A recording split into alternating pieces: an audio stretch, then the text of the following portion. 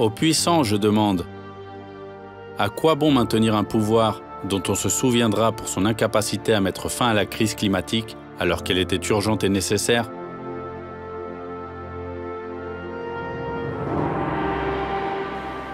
Cette exhortation apostolique qui vient quelque part amplifier l'encyclique à un moment où il y a 8 ans que l'encyclique est sortie. On est en pleine préparation de la COP 28 et le pape tire un peu la sonnette d'alarme. Au cours des 8 dernières années, la planète a continué de souffrir de nos attaques. Il y a vraiment chez le pape un sentiment d'urgence et quelque part en filigrane on le sent,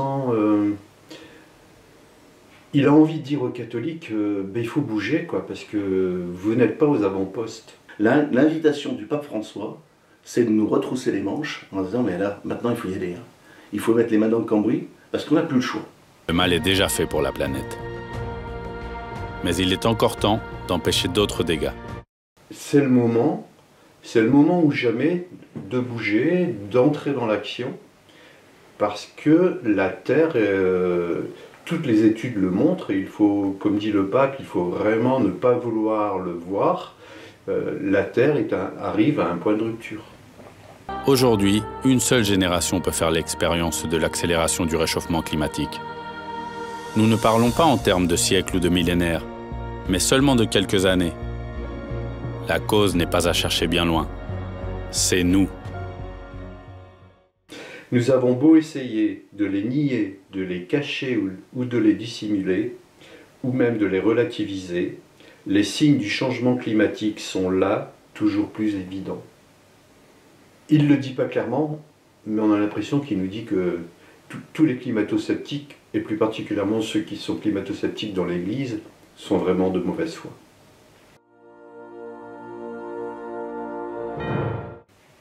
Beaucoup de gens, parmi nos frères et sœurs dans l'Église, ont catalogué Laudato Si comme un nouvel écrit sur l'écologie. Nous ne sommes pas dans une écologie politique, nous sommes vraiment dans ce que le pape appelle l'écologie intégrale. L'écologie intégrale, elle entend à la fois la clameur du pauvre et la clameur de la terre. Nous ne pouvons pas vouloir soigner la terre si nous ne soignons pas le pauvre. Surtout les plus défavorisés qui souffrent particulièrement des conséquences du changement climatique. Pour prendre ce souci des plus pauvres en compte, comment chaque paroissien et paroissienne sont impliqués concrètement auprès des plus fragiles. Et pas seulement pour relayer ces personnes, qui soient migrants, sans-abri ou en grande précarité, à des associations spécialistes. Voilà. En fait, c'est une parole positive à entendre et que l'Église catholique a peut-être tendance à occulter, voilà, parce que ça leur arrange bien, parce que ça les fait bousculer. Dire qu'il y a urgence, c'est aussi manifester l'idée qu'il y a de l'espérance. J'aimerais terminer en vous lisant Laudato Si au paragraphe 205. Cependant, tout n'est pas perdu, parce que les êtres humains capables de se dégrader à l'extrême peuvent aussi se surmonter, opter de nouveau pour le bien et se régénérer au-delà de tous les conditionnements mentaux et sociaux qu'on leur impose. Dieu nous appelle à un engagement généreux, à tout donner. Il nous offre les forces ainsi que la lumière dont nous avons besoin pour aller de l'avant. Au cœur de ce monde, le Seigneur de la vie qui nous aime tant continue d'être présent.